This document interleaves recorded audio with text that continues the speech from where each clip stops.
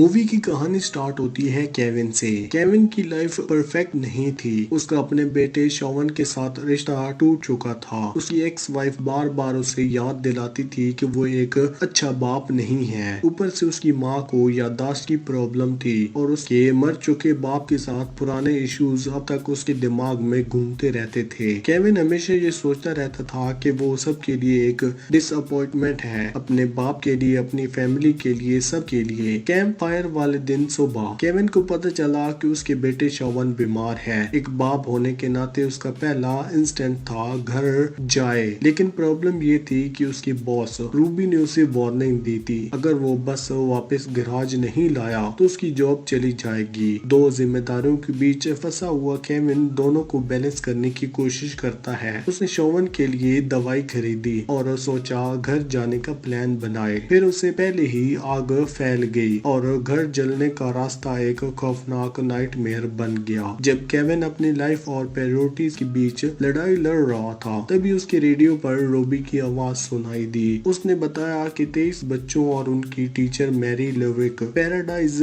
Elementary school में फंस गए हैं और कोई ड्राइवर अवेलेबल नहीं है उन्हें निकालने के लिए। पहले केविन ने इग्नोर कर दिया। उसका बेटा घर पर अकेला था, बीमार भी था, लेकिन गिल्ट ने उसे अंदर से आवाज दी। उसे लगा कि वो पहले ही अपने बेटे के लिए एक फेलियर बन चुका है और अब उसके पास एक मौका है, एक ऐसा काम करने के लिए जिसे वो अपने आप को प्रूव कर सके। उसने वॉल्टनर कर लिया और उस मूवमेंट के बाद केविन एक सिंपल बस ड्राइवर से बढ़कर बन गया, उन 23 बच्चों का इकलौता उम्मीद। केविन ने पैराडाइज पहुंचकर बच्चों और टीचर मैरी लेवर को बस में बिठाया। जब वो वापस निकलने लगे तब सामने हर जगह सिर्फ आग, धुआं और खौफ था। उनके आसपास सब कुछ जल रहा था और एक छोटी सी गलती सबकी जान ले सकती थी। केविन के लिए सिर्फ एक रेस्क्यू मिशन नहीं था, ये एक मौका था अपने अंदर का डर, गिल्ट और पुराने जख्मों को झेलने का। उनका डेस्टिनेशन पैराडाइज एलिमेंट्री स्कूल था, लेकिन जब केविन वहां पहुंचा पूरा स्कूल आग में जल रहा था। कम्युनिकेशन सिस्टम भी फेल हो गया था, इसलिए केविन को पता ही नहीं चला था कि नया इन्वेशन पॉइंट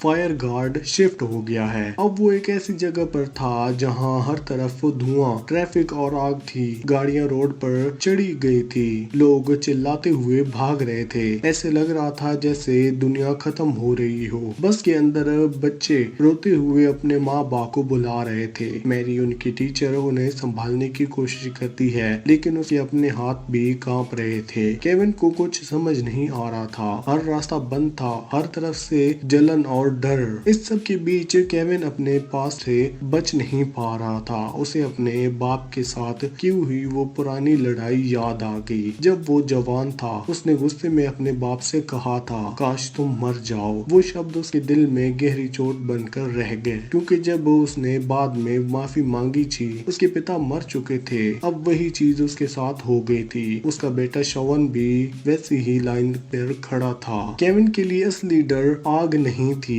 बल्कि ये सोच थी कि अगर उसके साथ कुछ हो गया तो उसका बेटा हमेशा उससे उसी गुस्से भरे शब्द के साथ याद करेगा। अब इन बच्चों को बचाना उसके लिए सिर्फ एक रेस्क्यू मिशन नहीं था, ये उसका अपने आप को और अपने बेटे के लिए प्रूव करने का तरीका बन गया। मैरी जो एक टीचर थी, उसके दिल में भी इस मुसीबत के दौरान एक बड़ा बदलाव आया। उसने कभी अपने शहर पैराडाइज को नहीं छोड़ा था। उसे लगता था कि ये छोटा सा टाउन ही दुनिया का सबसे सेफ और प्रोटेक्टेड जगह है। लेकिन जब वो बस के अंदर धुएं में घुट रही थी और हर सांस मुश्किल लग रही थी, तब उसे एहसास हुआ कि जिंदगी कितनी फ्रगल होती है। उसने खुद एक वादा किया, अगर वो बच गई तो अपने बेटे जेक के साथ दुनिया देखेगी। एक टाइम आया जब केविन ने बस की इंजन बंद कर दिया, सोच कर कि शायद रुक जाना ही सेफ होगा। लेकिन बच्चे जोर जोर से चिल्लाने लगे। उन्हें लगा कि अगर वो यहाँ रुक गए तो आग उन्हें जिंदा जला देगी। केविन ने तुरंत सोचा और कुछ जुगाड़ किया। उसने अपनी शर्ट काट कर उसके पीसेस से मास्क बनाया, उन्हें गीला करके बच्चों के मुंह पर लगाया ताकि वो थोड़ा सांस ले सके। उसने बस को एक वेंट सील कर दिया ताकि धुआं अंदर न आए, लेकिन सबको पता था ये सिर्फ टेम्परेरी सोल्यूशन है। आग खराब हो रही थी, लोग अपने घर लूट रहे थे और आसपास सब कुछ जल रहा था। केविन को समझ आ गया, अगर वो यहाँ रुक गया तो सब मर जाएंगे। एक ही ऑप्शन था, सीधा आग के बीच में से गुजर जाओ। केविन ने इंजन स्टार्ट किया, मुश्किल से बस चलाई, पर उसकी हिम्मत ने हार नहीं मानी। एक पल के लिए लगा कि सब कुछ खत्म हो गया, पर अपने बेटे शोवन का ख्याल ने उसे हिम्मत दी। उसने इंजन ठीक किया और सीधा इनफॉर्म में घुस गया।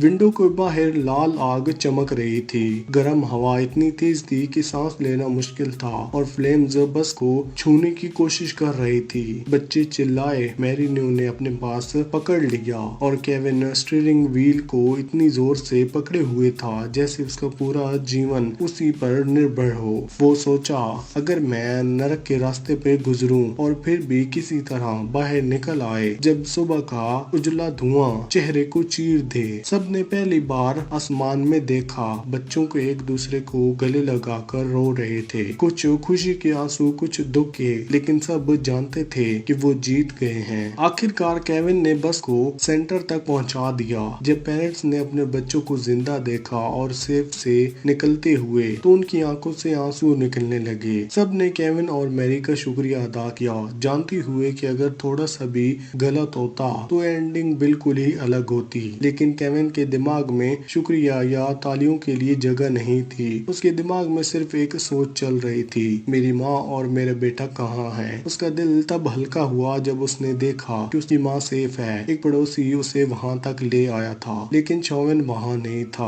वो अपनी माँ के साथ घर पर चला गया था। वो केविन को अंदर से तोड़ गई। उसने सब कुछ रिसर्च लगाया था अपने बेटे तक पहुँचने के लिए, और फिर भी उसे वो नहीं मिल पाया। कुछ दिन बाद केविन वापस अपने घर पर गया, लेकिन वहाँ सिर्फ राख और बर्बादी थी। पूरा घर जलकर खत्म हो चुका था। उसने मालबे के बीच एक फोटो फ्रेम देखा। उसमें केविन और शोवन की पुरानी तस्वीर थी। वही एक निशानी थी उनके बीच कभी मोहब्बत की। उस फोटो को हाथ में पकड़कर केविन बिल्कुल टूट गया। लेकिन तभी एक गाड़ी रुकती है और उसमें से शोवन उतरता है। इस बार उसकी माँ उसे केविन से मिलवाने लाई थी। उन दोनों का मिलना शांत था। कोई बड़ा शब्द नहीं, कोई डायलॉग नहीं, सिर्फ आंखों में आंसू और एहसास। शोवन ने कभी कहा था कि तुम मर जाओ, लेकिन अब उसने अपने पिता के काम देखते हुए, एक आदमी जिसने अपनी जान दांव पर लगाकर 23 बच्चों को बचाया। शोवन माफी अल्फाजों में नहीं, वो उसके मिलने आने से ही समझ गया था, और केविन के लिए बस इतना ही काफी था। द लास्ट बस की एंडिंग में बताया गया कि केविन कोई फिजिकल हीरो नहीं है, वो एक असली इंसान है जिन्होंने सच में कैंप फायर डिजास्टर सर्वाइव किया। उसके बाद उसने अपनी पुरानी वेलगनिस की जॉब छोड़ दी, अपना टीचिंग डिग्री कंप्लीट किया और फायर व्यू स्कूल टीचर बन गया। उसकी लाइफ एक मैसेज बन गई कि चाहे जिंदगी कितनी भी ट्रेजिक क्यों ना हो, इंसान खुद को दोबारा पैदा कर सकता है और नई मीनिंग ढूंढ सकता है। इसी के साथ ये मूवी यहीं पर खत्म होती है। आपको कौन सी मूवी या फिर वेब सीरीज का एक्सप्लेनेशन चाहिए, हमें कमेंट सेक्शन में जरूर बताना। वीडियो अच्छी लगी तो वीडियो को लाइक करके चैनल को सब्सक्राइब लाजमी करना। Thanks for watching.